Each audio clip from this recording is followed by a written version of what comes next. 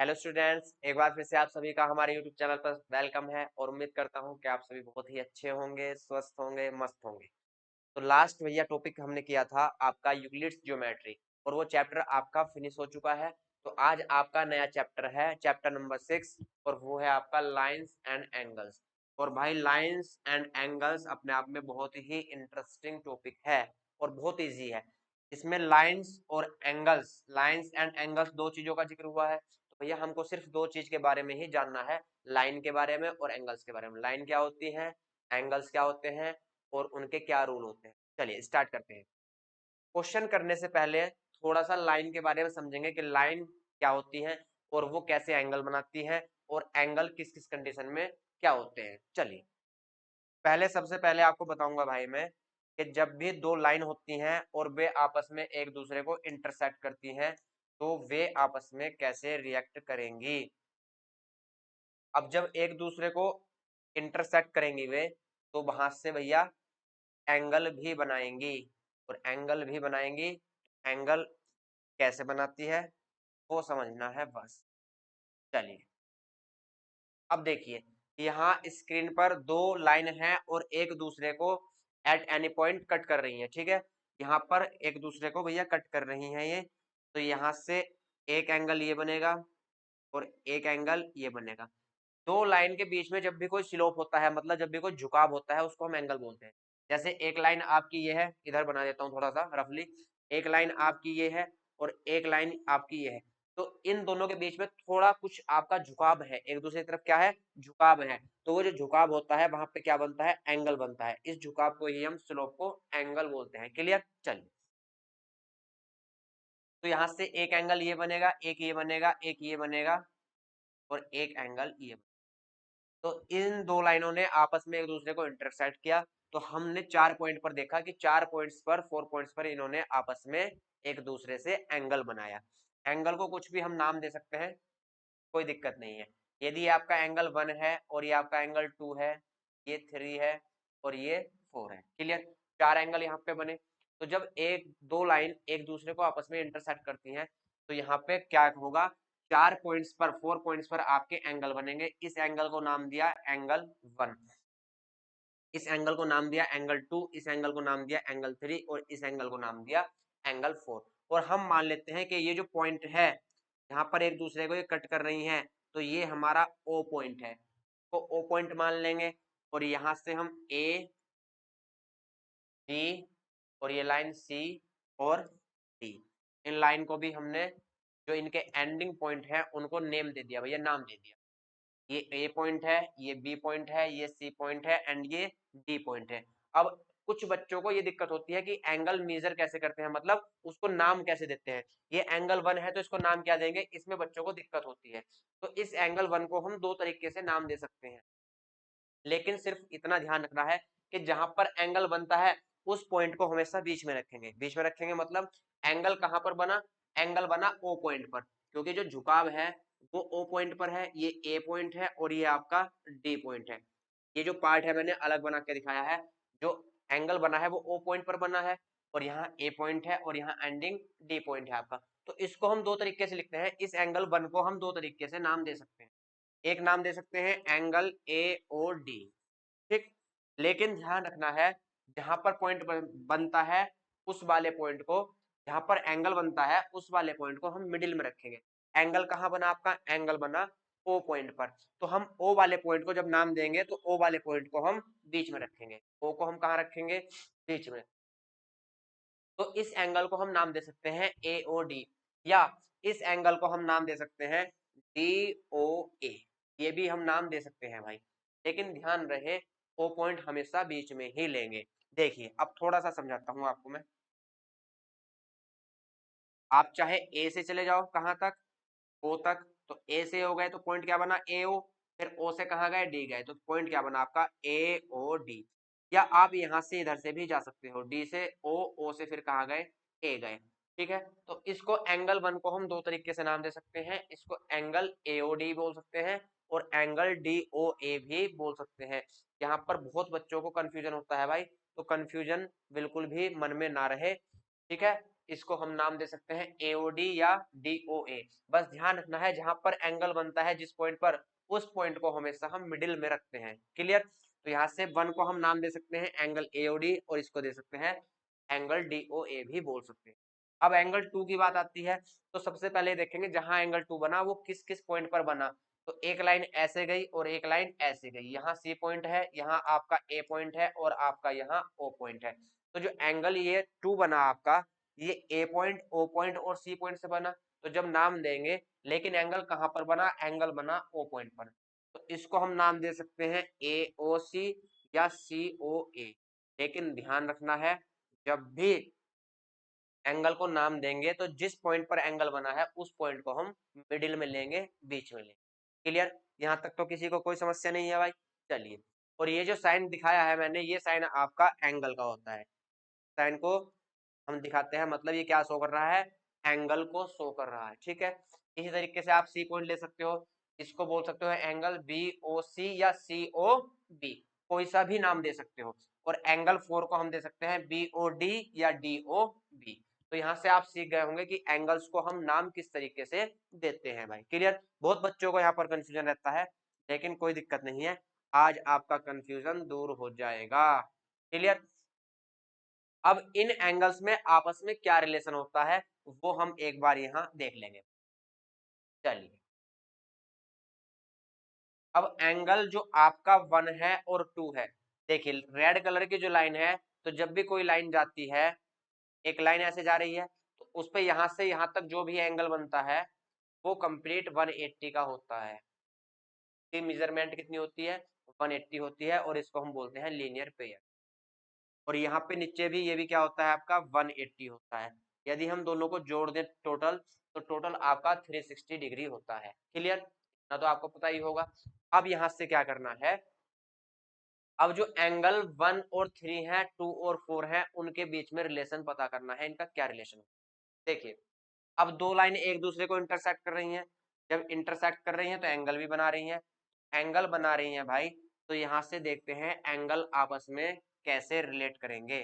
तो यहाँ से जो एंगल 1 है और 3 है वो आपके एक दूसरे के इक्वल है। बिल्कुल कैसे हैं, एक दूसरे के इक्वल है। ठीक, इक्वल क्यों है, क्योंकि ये अपोजिट एंगल हैं और हमेशा इक्वल होते हैं। इक्वल क्यों होते हैं वो आपको मैं भी दिखाता हूँ थोड़ा प्रैक्टिकल करके कि भाई ये इक्वल क्यों होते हैं। इसको कर देते हैं छोटा।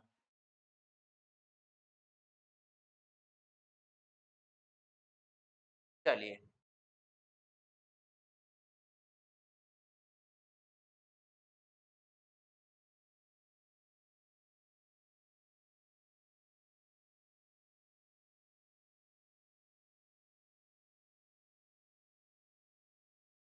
अब देखिए मैं आपके सामने दो लाइन खींचता हूँ।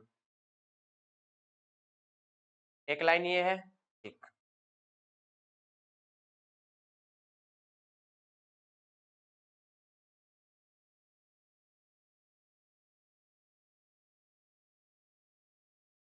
एक लाइन ये है, बहुत ध्यान से समझेंगे। अब ये दो लाइन आपके पास है, यदि मैं इसको यहां से उठाऊं और यहां पर ऐसे घुमाऊं,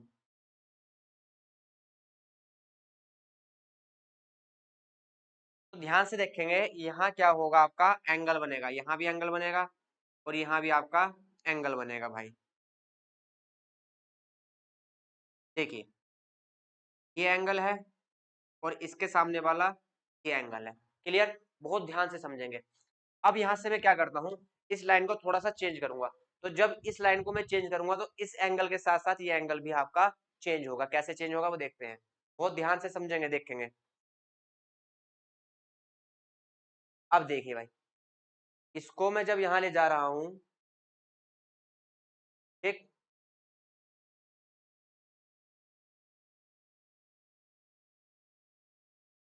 या इधर ले जा रहा हूं, ठीक है, देखिए कहीं भी ले जा रहा हूं, ठीक है, या इस पॉइंट को ले जा रहा हूं, दिख रहा है आपको। तो जब यहां से मैं ले जा रहा हूं, तो जैसे जैसे ये एंगल चेंज हो रहा है उसके साथ साथ वैसे वैसे निचला वाला एंगल भी चेंज हो रहा है भाई। ठीक, तो इसके साथ साथ ये एंगल भी चेंज होता है। ठीक, और चेंज होता है तो ये हमेशा क्या होते हैं, आपस में इक्वल होते हैं। इक्वल क्यों होंगे, क्योंकि जब हम लाइन को यहाँ से चलिए थोड़ा सा और दिखाता हूँ आपको। अब यहाँ देखिए, ये इस समय क्या है 90 पर है, क्या है ये 90 पर है। तो जब मेरे भाई मैं इसको इधर ले जाऊंगा,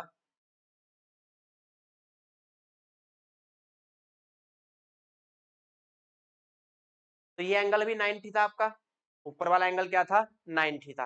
तो जब चेंज हुआ तो एंगल क्या हो गया, कम हो गया। और नीचे वाला भी 90 था, लेकिन ये एंगल भी देखो क्या हो गया भैया, कम हो गया। तो जब ऊपर वाला एंगल डिक्रीज होता है तो नीचे वाला एंगल भी डिक्रीज होता है, और जितना ऊपर वाला डिक्रीज होता है उतना ही नीचे वाला एंगल डिक्रीज होगा, या जितना ऊपर वाला बढ़ेगा उतना ही नीचे वाला एंगल उसके सामने वाला बढ़ेगा। ठीक, तो इसके एंगल के डिक्रीज होने पर इसके सामने वाला एंगल डिक्रीज होता है, और ये एंगल इंक्रीज हुआ तो इसके इंक्रीज होने पर इसके सामने वाला एंगल भी इंक्रीज होता है। तो ये अपोजिट एंगल हमेशा इक्वल होते हैं। क्लियर? चलिए, अपोजिट एंगल जो होंगे आपके हमेशा क्या होंगे भाई, इक्वल होंगे। तो यहां से अपोजिट एंगल आपके इक्वल होते हैं।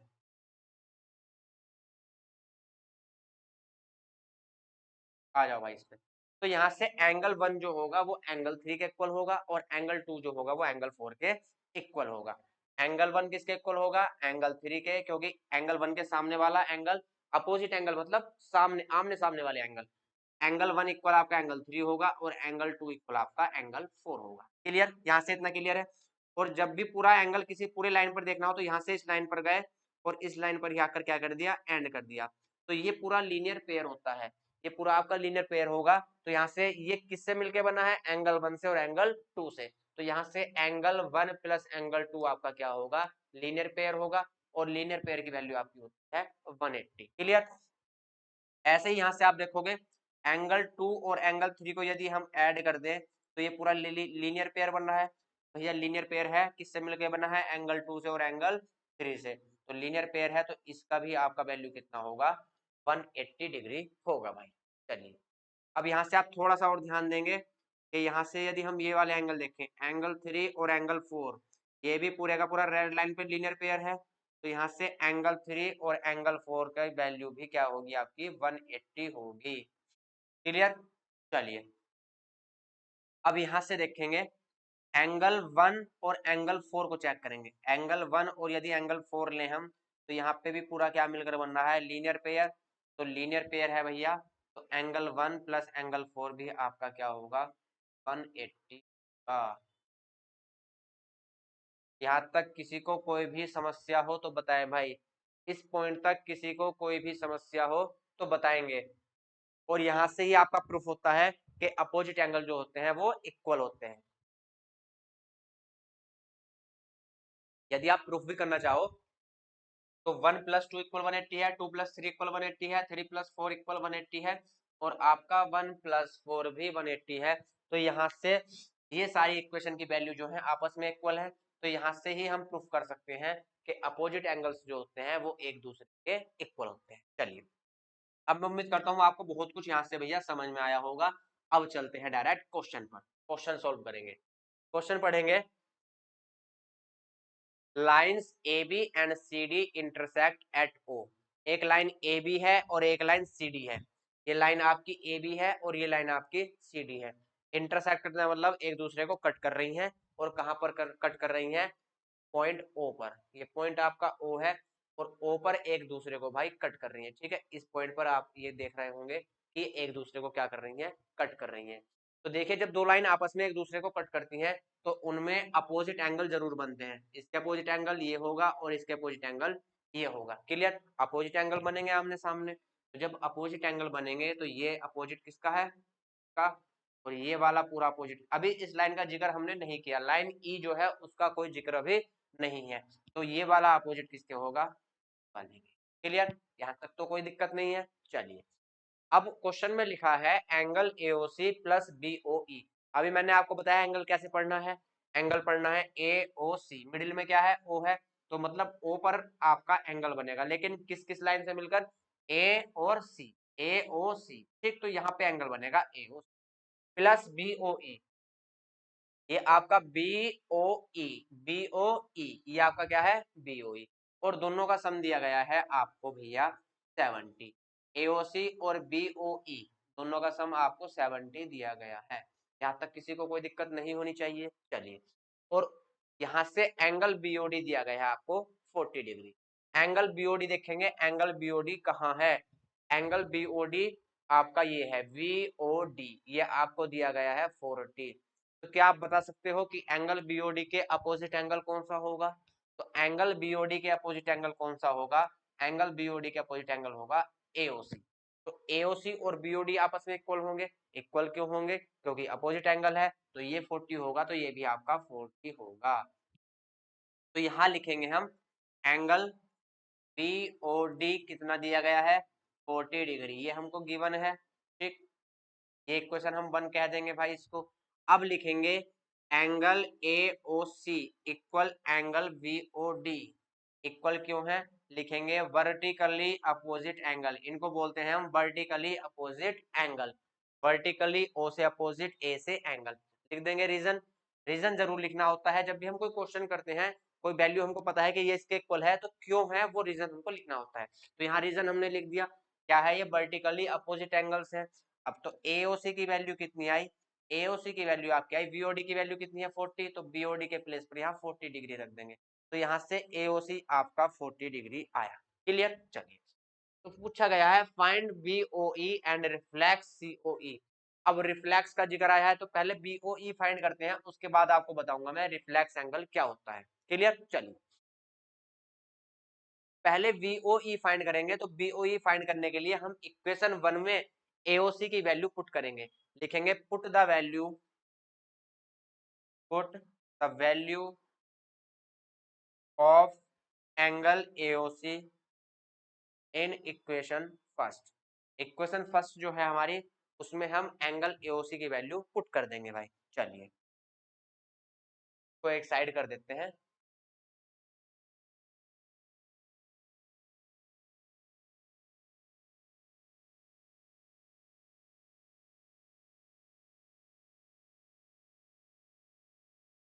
ठीक, तो आपकी इक्वेशन फर्स्ट थी एओसी प्लस बीओई इक्वल था आपका 70 डिग्री। ठीक, और एओसी की वैल्यू 40 है, तो यहाँ 40 पुट कर देंगे। तो यहाँ से एंगल बीओई आपका आएगा 70 माइनस 40। तो यहाँ से एंगल आपका बीओई आया 30 डिग्री। यहाँ तक किसी को कोई समस्या हो तो बताएं। एओसी के प्लेस पर हमने 40 रखा, बीओई ऐसे ही रखा है, इधर 70 है दोनों का सम, तो 40 इधर जाकर माइनस होगा, तो बीओई की वैल्यू आपकी आएगी 30। तो यहाँ से आपका बीओई इक्वल आया 30।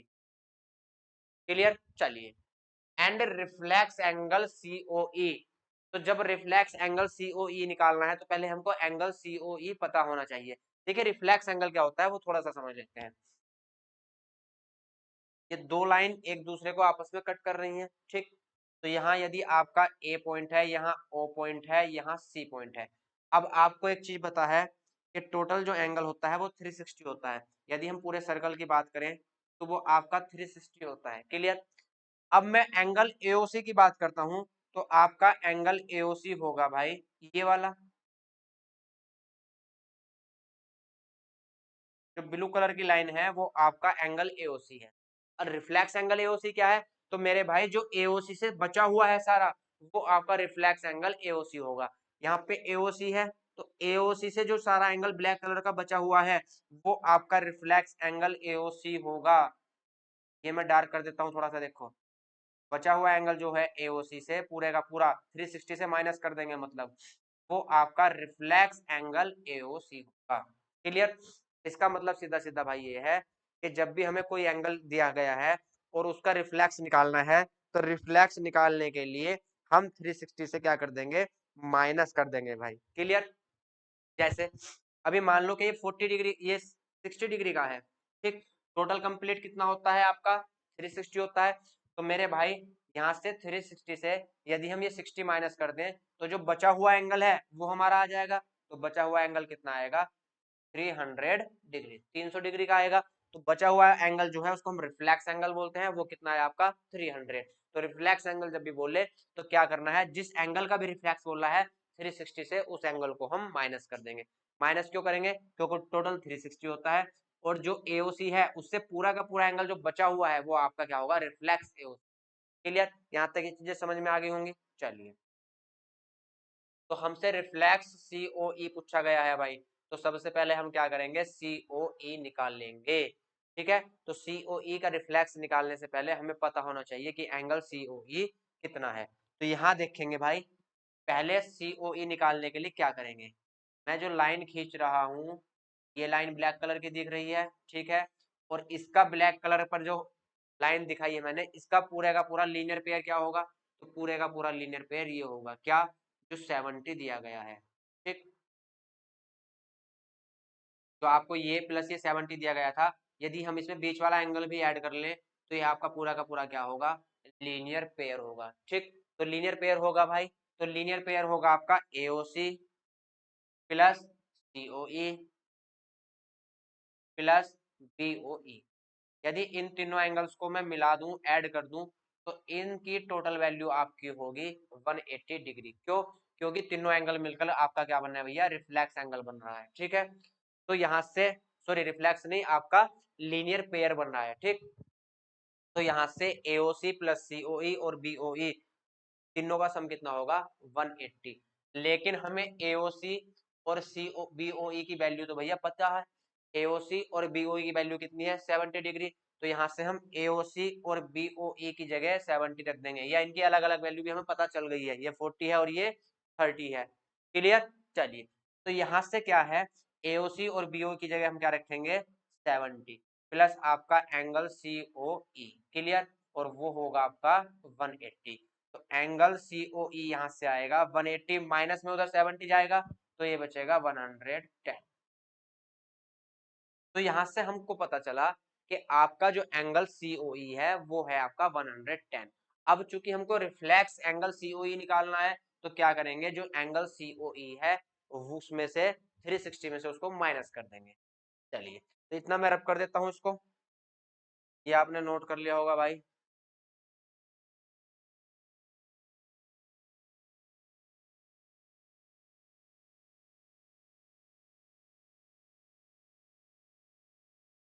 चलिए अब देखिए, जब हमें एंगल AOC का रिफ्लेक्स निकालना है, तो रिफ्लेक्स एंगल मैंने बताया था कैसे निकलता है, 180 में से क्या कर देते हैं, सॉरी 360 में से माइनस कर देते हैं। तो लिखेंगे रिफ्लेक्स एंगल ए, कौन सा है, COE। रिफ्लेक्स एंगल COE निकालना है, तो रिफ्लेक्स एंगल COE निकालने के लिए हम क्या करेंगे भाई, 360 से माइनस कर देंगे। रिफ्लेक्स एंगल ए, अरे यार बार बार ए क्यों लिखा जा रहा है, COE क्या होगा, 360 माइनस एंगल COE। ठीक, तो 360 एंगल COE की वैल्यू भी निकाल ली हमने 110। तो यहाँ से रिफ्लेक्स एंगल COE आ जाएगा आपका 2। एंगल BOE आपका कितना आया, 30 आया, और रिफ्लेक्स एंगल आपका कितना आया, COE रिफ्लेक्स एंगल आपका 2। क्लियर, चलिए अगले क्वेश्चन पर चलते हैं भाई। Lines XY and MN intersect at O। एक लाइन XY है और एक लाइन है M और N, वो O पॉइंट पर इंटरसेक्ट करती हैं। इफ POY इक्वल 90 डिग्री, देखिए POY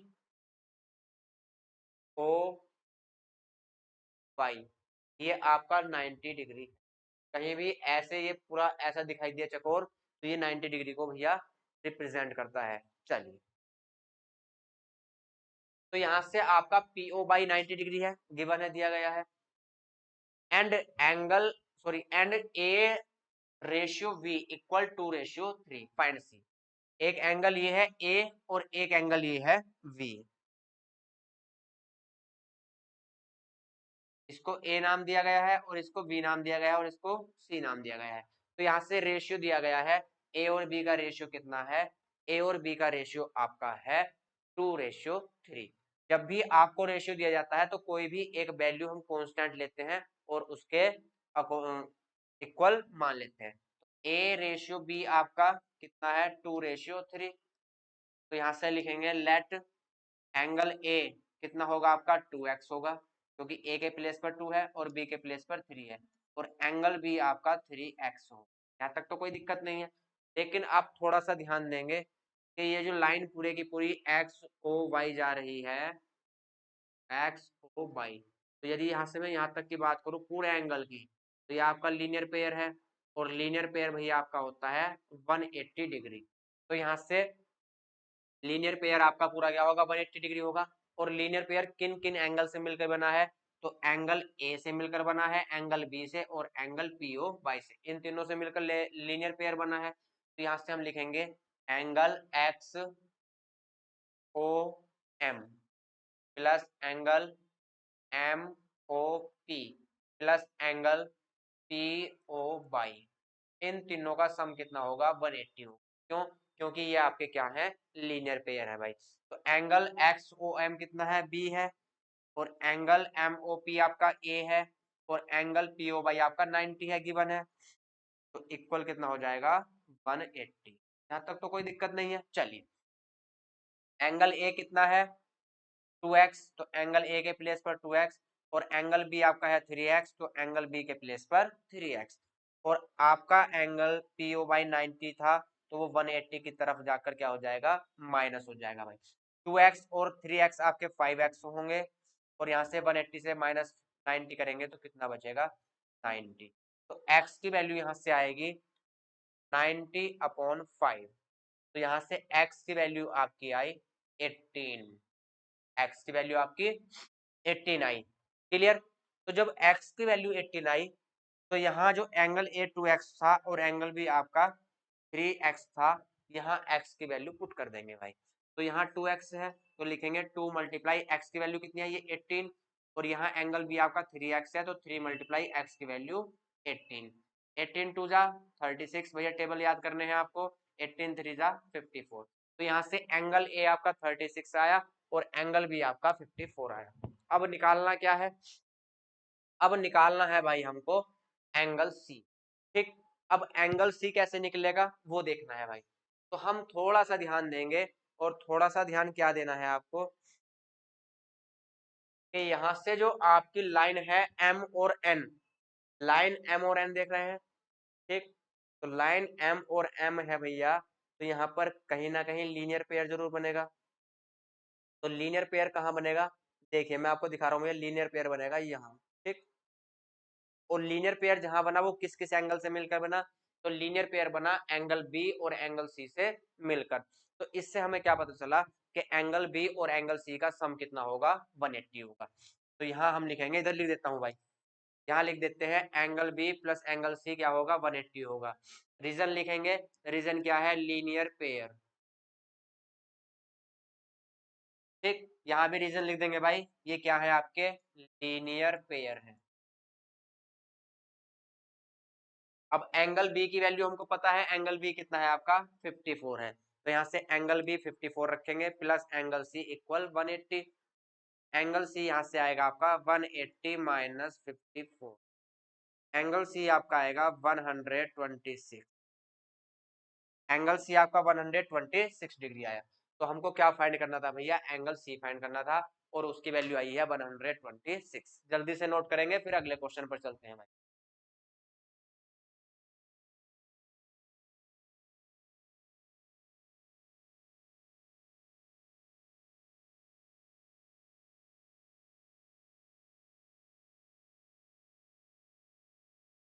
चलिए भाई, अगले क्वेश्चन पर चलते हैं। यहां से देखते हैं, angle P Q R equal P R Q. अब देखिए, यहाँ मिडिल में क्या है, मिडिल में है क्यू, तो एंगल जो बनेगा वो क्यू पर बनेगा, P Q are. P Q are मतलब इस वाले एंगल का भैया जिक्र किया गया है। Clear. Equal angle P R Q, middle में कौन है, तो मिडिल में है आपका आर, तो एंगल कहाँ बनेगा, आर पर बनेगा। पी आर क्यू, तो P R Q, P R Q, तो एंगल बनेगा यहाँ। और ये एंगल भैया आपस में क्या दे रखे हैं, इक्वल दे रखे हैं। ये वाला एंगल किसके इक्वल है, इस वाले एंगल के। चलिए कोई बात नहीं, बहुत अच्छी बात है। Then prove that angle P Q S, angle P Q S कहाँ बनेगा, एंगल पी क्यू एस ये बनेगा, equal angle P R T, P R T कहाँ बनेगा, यहाँ बनेगा भाई। क्लियर। तो हमसे प्रूफ, हमको प्रूफ देना है कि एंगल पी क्यू एस जो है वो एंगल पी आर टी के इक्वल है। भैया कैसे देंगे प्रूफ, वो थोड़ा सा समझना है बस। चलिए, देखिए यहाँ यदि मैं इस पूरी लाइन की बात करूं तो ये लीनियर पेयर है, तो इनका सम आपका क्या होगा 180। पूरे के पूरे लाइंस एंड एंगल्स में लीनियर पेयर का बहुत बड़ा रोल है भाई। लीनियर पेयर पहचानना है बस के कहाँ लीनियर पेयर बना है, वो आप पहचान लोगे तो फिर क्वेश्चन में कोई भी दिक्कत नहीं है। तो यहाँ देखिए इन दोनों एंगल से मिलकर आपका लीनियर पेयर बना, और ऐसे ही भैया इधर भी लीनियर पेयर बनेगा, ठीक। और लीनियर पेयर जब बनता है तो लीनियर पेयर की वैल्यू क्या होती है आपकी 180 होती है। तो यहाँ भी आपका लीनियर पेयर बनेगा और यहाँ भी आपका लीनियर पेयर बनेगा। यहाँ लीनियर पेयर किस किस एंगल से मिलकर बनेगा, तो यहाँ P Q S P Q R इन दो एंगल से मिलकर लीनियर पेयर बनेगा, और इधर आपका पी आर क्यू और इधर पी आर टी इन दो एंगल से मिलकर आपका लीनियर पेयर बनेगा, ठीक। तो यहां से लिखेंगे हम angle angle P Q S plus angle P Q are, angle P Q R equal क्या होगा आपका 180 होगा, इक्वल 180 होगा। रीजन लिखेंगे क्यों होगा, लीनियर पेयर, ठीक। ये आपका है भाई लीनियर पेयर। अब उधर आपका लीनियर पेयर बनेगा, ये इक्वेशन हम इसको लिख देंगे फर्स्ट, इक्वेशन फर्स्ट लिख देंगे। अब यहां से भी लीनियर पेयर बनेगा, लेकिन किन किन से मिलकर बनेगा, लिखेंगे angle P R T plus angle P R Q, P R दोनों का सम कितना होगा 180 होगा। ये इक्वेशन आपके सेकंड। क्यों होगा, लिखेंगे भैया लीनियर पेयर। रीजन भी लिखना है भाई क्यों होगा 180, तो क्यों होगा लीनियर पेयर है। क्लियर, चलिए अब आप एक चीज देखोगे, इक्वेशन फर्स्ट और इक्वेशन सेकंड से हमको क्या पता चलता है, इक्वेशन फर्स्ट और इक्वेशन सेकंड से पता चलता है कि जो इक्वेशन फर्स्ट की राइट साइड है वो इक्वेशन सेकंड की राइट साइड के इक्वल है। क्यों, यहाँ भी इसकी वैल्यू 180 है और यहाँ भी 180 है, तो इक्वेशन फर्स्ट की लेफ्ट साइड भी इक्वेशन सेकंड की लेफ्ट साइड के इक्वल होगी। क्यों, क्योंकि इनका सम भी 180 और इनका सम भी 180, तो आपस में क्या होंगे, दोनों भैया इक्वल होंगे। तो लिखेंगे from equation 1 and equation 2, equation 1 और 2 से क्या पता चला हमको कि P Q S plus angle P Q are किसके इक्वल होंगे, angle P R T plus angle P R Q. इतनी बात क्लियर, यहां तक तो कोई समस्या नहीं है। अब देखो क्या है भैया, पी क्यू आर और पी आर क्यू आपस में इक्वल दिए गए हैं, तो हम पी क्यू आर के स्थान पर पी आर क्यू भी रख सकते हैं, या पी आर क्यू के प्लेस पर पी क्यू आर भी रख सकते हैं, क्योंकि आपस में दोनों कैसे हैं, इक्वल हैं भाई। चलिए तो यहां लिखेंगे reason P Q R equal P R Q. तो यहां से हम angle P Q S plus angle क्या है आपका पी क्यू आर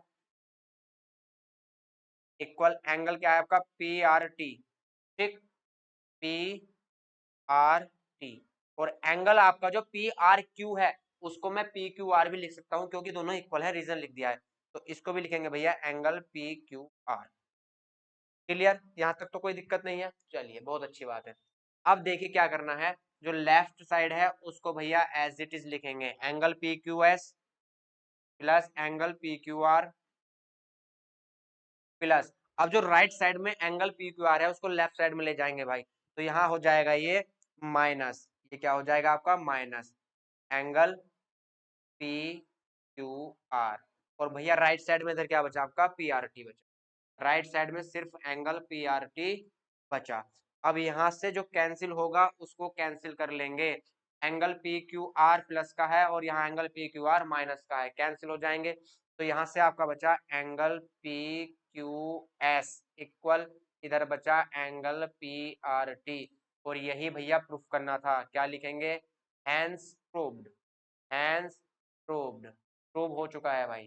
क्लियर, चलिए तो यहाँ तक किसी भी बच्चे को कोई समस्या हो तो भाई बताएंगे। कुछ नहीं करना था, बस दो लीनियर पेयर बनने हैं, और दो लीनियर पेयर बनने हैं तो वहां से उनकी वैल्यू क्या हो जाएगी भैया, इक्वल हो जाएगी। ठीक है, चलिए अगला क्वेश्चन देखते हैं भाई।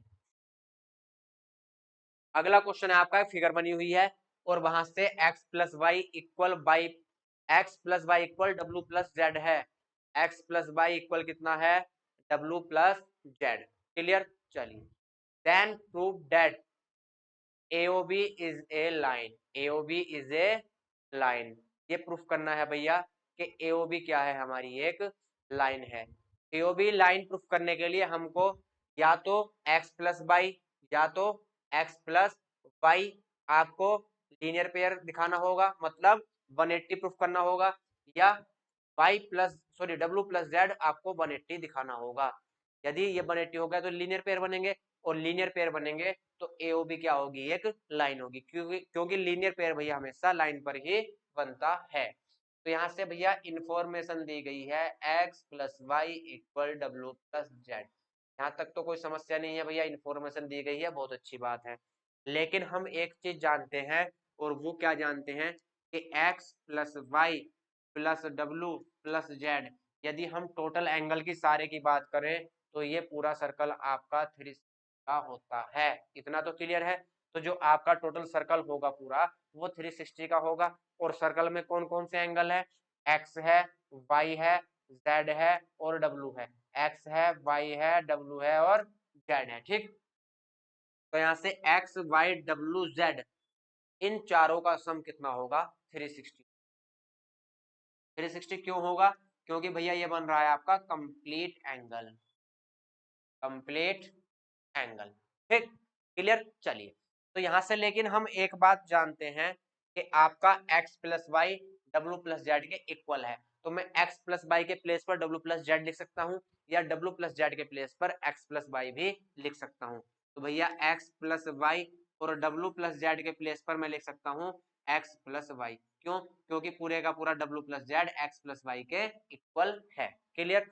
तो यहाँ से मैं इसको x प्लस वाई लिख सकता हूँ, और टोटल कितना होगा आपका 3, एक x और एक x कितने होंगे, 2x होंगे, और 1y और 1y आपके 2y होंगे, और यहाँ से आपका होगा 360।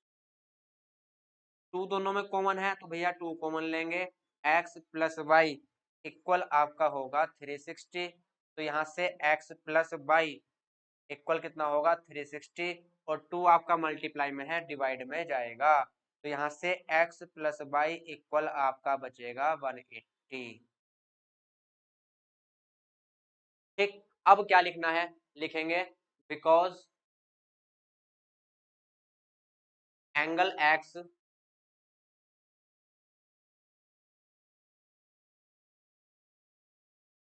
And angle y lies on, किस पे लाई करते हैं, ये AOB पर। x और y एंगल किस पे लाई करते हैं, AOB पर, on AOB। And also angle x plus angle y equal 180। अभी प्रूफ क्या है, तो AOB इज ए लाइन। तो AOB क्या होगी, आपकी एक लाइन होगी, क्योंकि लीनियर पेयर बना है। ठीक, लीनियर पेयर बना है तो लीनियर पेयर किस पे बनता है, लाइन पे बनता है। तो आपका AOB क्या होगी, एक लाइन होगी। क्लियर। चलिए अगला क्वेश्चन देखते हैं।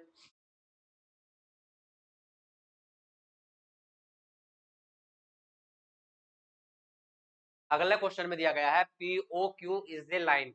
POQ एक लाइन है, रे OR एक रे है, OR ये वाली is perpendicular to the line P।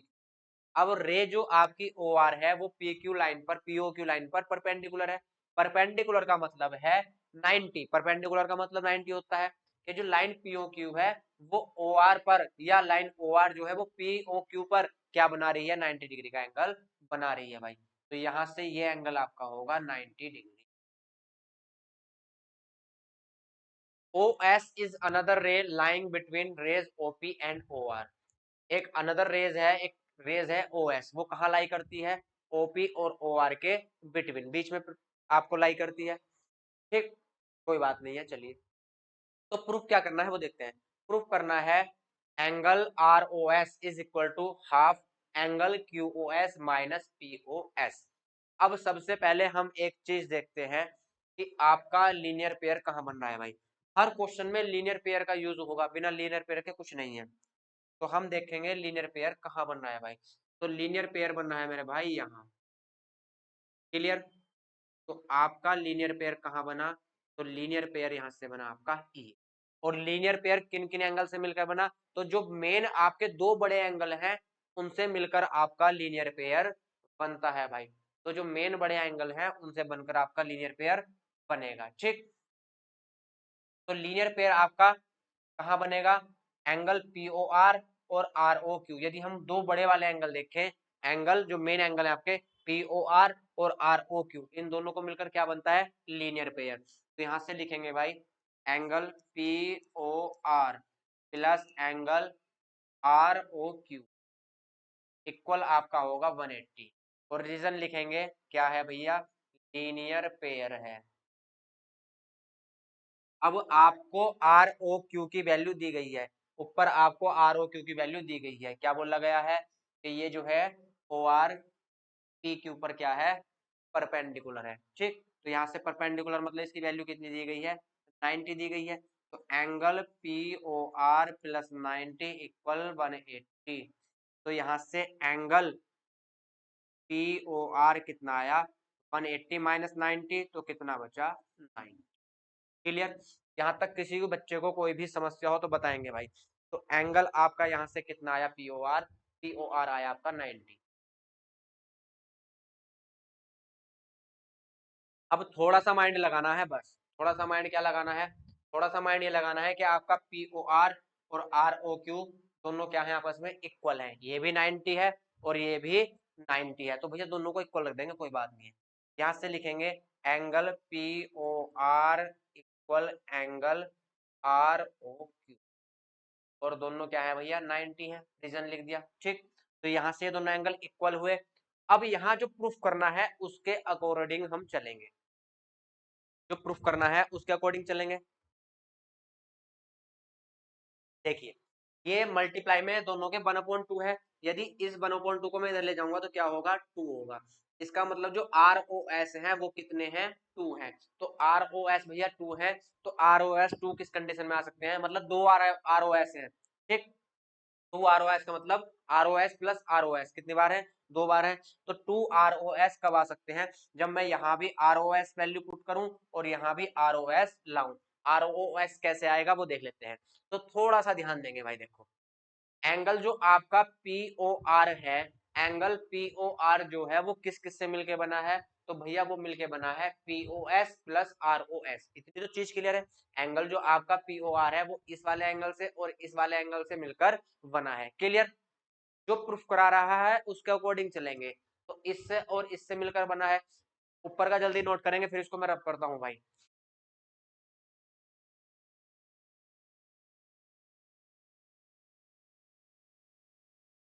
ठीक, तो हमने भी प्रूफ किया था कि एंगल जो POR है वो एंगल ROQ के इक्वल है और 90 है दोनों की वैल्यू। क्लियर?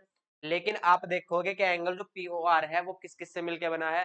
वो मिलके बना है एंगल POS प्लस SOR, इन दो एंगल से मिलके बना है। चलिए, तो एंगल POR के स्थान पर रखेंगे angle POS plus ROS। Clear? इसकी वैल्यू क्या है? ये इक्वल है, इक्वल लगा देंगे भाई। अब लेकिन चेक करना है कि एंगल ROQ किससे मिलकर बना है? तो ये किसी से मिलकर नहीं बना, अपने आप में अकेला एंगल है। लेकिन हमको यहाँ ROS भी जरूर लाना है। तो मेरे भाई जब ROS भी जरूर लाना है, क्योंकि यहाँ ROS नहीं लाएंगे तो 2 ROS कहाँ से आएंगे फिर, है ना? तो यहाँ से ROS की वैल्यू भी जरूर लानी है। तो हम एक चीज देख रहे हैं। अब देखो, मैं थोड़ा सा आपको एक चीज दिखाता हूँ। वो चीज क्या दिखाता हूँ आप खुद समझ जाओगे। जब मैं यहाँ से लाइन अलग करूंगा तो आप समझ जाओगे भाई।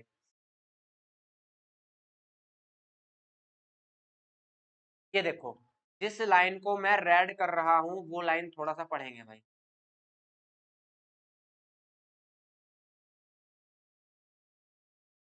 अब जो रेड वाली दो लाइन है इनको आप ध्यान से देखेंगे भाई, जल्दी से इनको आप ध्यान से देखेंगे।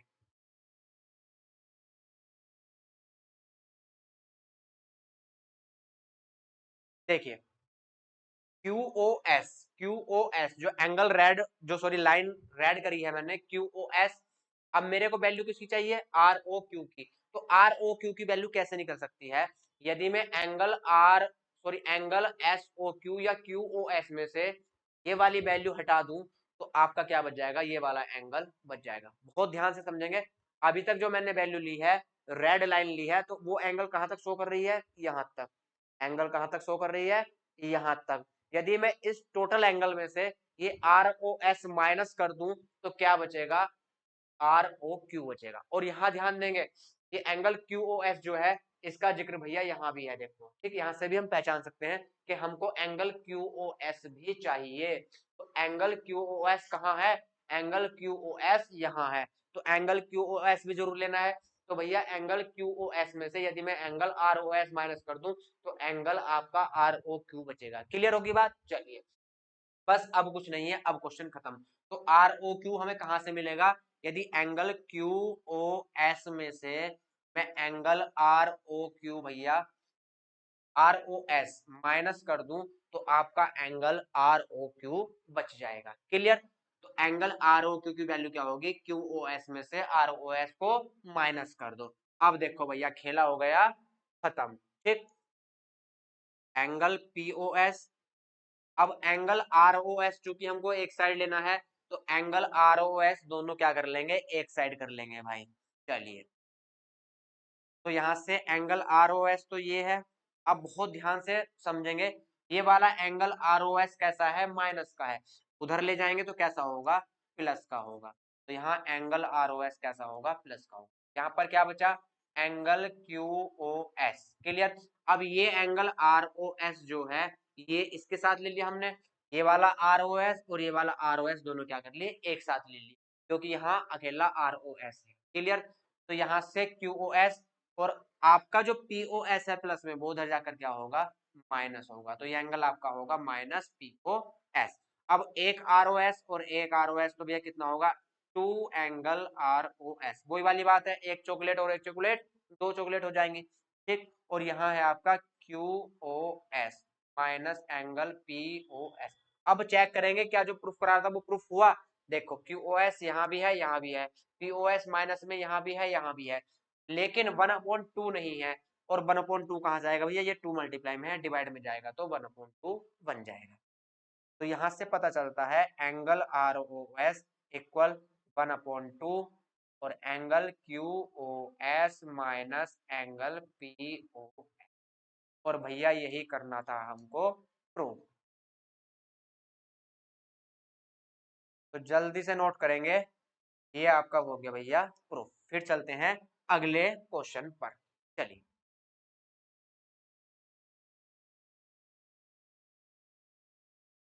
चलिए भाई अगले क्वेश्चन पर चलते हैं।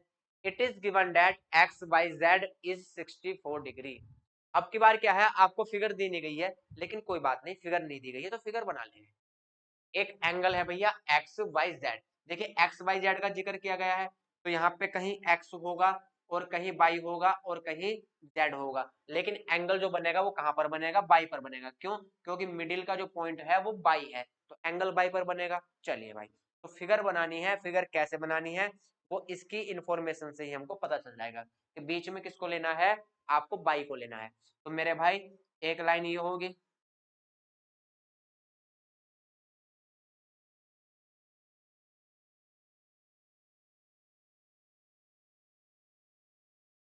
और एक लाइन मेरे भाई आपकी ये होगी।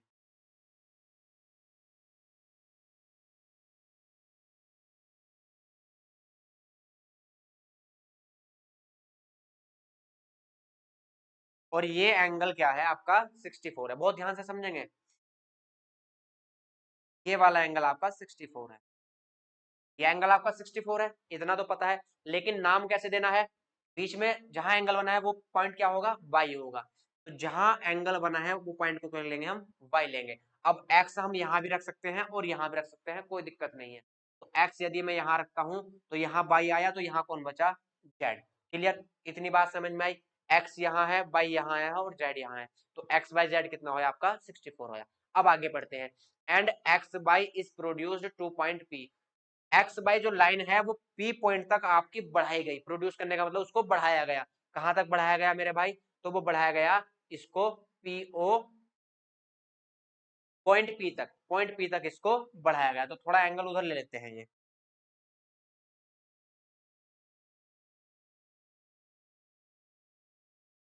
अब देखेंगे भाई, ठीक। तो आपकी लाइन एक्स वाई है, उसको कहां तक बढ़ाया, पी पॉइंट तक बढ़ाया गया। तो लाइन जैसे है ऐसे ही आगे बढ़ाई जाएगी, ठीक। इसको मैं कर देता हूँ टच, तो ये लाइन क्या कर ली भैया, आगे बढ़ा ली गई।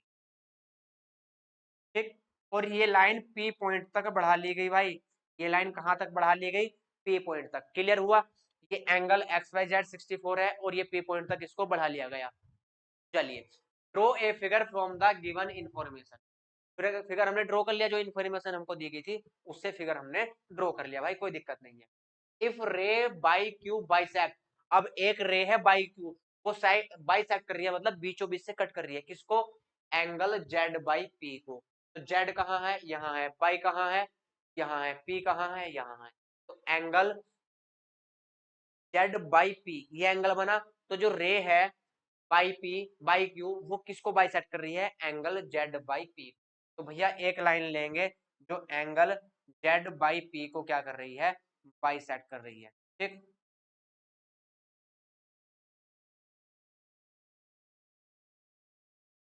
तो यहां से भैया एक लाइन ले ली हमने।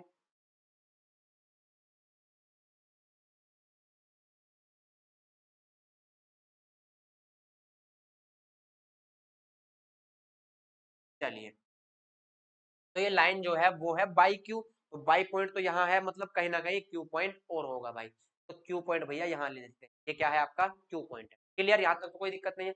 तो अभी तक जो भी इंफॉर्मेशन हमको दी गई थी, उस इंफॉर्मेशन के हिसाब से हमने भैया डायग्राम बना लिया। क्लियर, क्या डायग्राम था कि एक एक्स वाई जेड एक एंगल है 64, और आपकी जो एक्स वाई लाइन है उसको पी तक बढ़ाया गया, बढ़ा लिया भाई। और आपकी एक लाइन है, रे है वाई क्यू, जो एंगल जेड बाई पी को बाइसेक्ट करती है। तो भैया एंगल जेड बाई पी है, इसको बाइसेक्ट कर रही है, मतलब बीचों बीच से कट कर रही है। बीचों बीच से कट कर रही है, मतलब ये यदि एंगल ए है तो ये एंगल भी कितना होगा, ए होगा। इक्वल होंगे, बाइसेक्ट का मतलब बीचों बीच से कट करना, मतलब जितना एंगल इधर उतना ही इधर। क्लियर, चलिए, अब भैया पूछा गया है find angle X by Q. तो X Y Q, X Y Q क्या होगा आपका, ये होगा। ठीक है, चलिए कोई दिक्कत नहीं है। And reflex angle Q by P, and reflex angle Q by P. तो भैया क्यू बाई पी एंगल आपको रिफ्लेक्स बताना है। चलिए, तो सबसे पहले एंगल एक्स वाई क्यू निकालते हैं। अब थोड़ा सा ध्यान देंगे, मैंने आपको बताया था हर क्वेश्चन में लीनियर पेयर का जिक्र जरूर होगा, हर क्वेश्चन में लीनियर पेयर का यूज होना ही होना है। तो भैया यहाँ चेक करेंगे लीनियर पेयर कहाँ बन रहा है। तो आप थोड़ा सा ध्यान दोगे तो लीनियर पेयर कहाँ है भाई, तो लीनियर पेयर ये है, ये पूरे का पूरा क्या है, लीनियर पेयर है। ठीक, इसका मतलब एंगल ए प्लस एंगल 64 क्या है आपका, लीनियर पेयर है। ठीक है, तो यहां से हम लिख लेंगे कि let angle P Y Q equal angle by Q Y Z, और इसको इक्वल क्या मान लेंगे, ए मान लेंगे। मतलब इन दोनों एंगलों को हमने क्या मान लिया, ए मान लिया, दोनों इक्वल है। ठीक, लिखेंगे let angle P Y Q and angle Q Y Z is equal to A, इसको ए मान लिया। तो अब हम यहां से देखते हैं कि आपका angle X Y Z, angle X Y Z plus angle Y Z Q, या क्यू वाई जेड या वाई जेड क्यू बोल सकते हैं, plus angle P Y Q, ये तीनों आपके क्या होंगे, लीनियर पेयर होंगे। तो इसकी तीनों की वैल्यू क्या होगी आपकी 180। रीजन लिखेंगे इसके आगे, क्या लिखेंगे, लीनियर पेयर। क्लियर, तो भैया एक्स वाई जेड क्यू और पी वाई क्यू आपके क्या होंगे, तीनों का सम कितना होगा, 180 होगा। क्यों, क्योंकि पूरे का पूरा ये लीनियर पेयर है। एक्स वाई जेड की हमको वैल्यू पता है, वैल्यू क्या है आपकी 64 है। यहाँ से इसकी वैल्यू कितनी है, ए है, और इसकी वैल्यू भी आपकी क्या है, ए है। क्लियर, आपकी तीनों की वैल्यू हमने पुट कर दी, तो यहाँ से टोटल कितना होगा आपका 180 होगा। ए और ए कितना होगा, 2a होगा, और 64 क्या होंगे 180 की साइड जाकर माइनस होंगे भाई। क्लियर, तो यहाँ से ए इक्वल कितना आएगा 116, यहाँ से बचा, यहाँ से कितना बचा आपका 116, और आपका 2 मल्टीप्लाई में कहाँ जाएगा, डिवाइड में। तो ए इक्वल आपका यहाँ से आया 58, ए की वैल्यू कितनी आई 58, और हमसे पूछा है angle X Y Q, angle X Y Q कितना है भैया 64 plus A, angle X Y Q कितना होगा, angle X Y Z plus angle Z Y Q, और यहां से आपका एक्स वाई जेड है 64 और ये आपका ए है, तो यहां से 64 प्लस ए की वैल्यू कितनी आई है 58, तो यहाँ से 8 4 12 यहाँ से कितना आएगा 120। तो यहाँ से x बाई जेड की वैल्यू आएगी आपकी 122। क्लियर। 64 प्लस 58। अब reflex angle Q by P बताना है, तो पहले हमको पता होना चाहिए Q बाई पी है कितना। तो भैया Q बाई पी है आपका A, और A की वैल्यू कितनी आई है आपकी, A की वैल्यू आई है 58। ठीक, तो जब हमको angle reflex angle Q by P निकालना है तो वो क्या होगा 360 minus angle Q by P. चलिए इसको रब कर देते हैं भाई।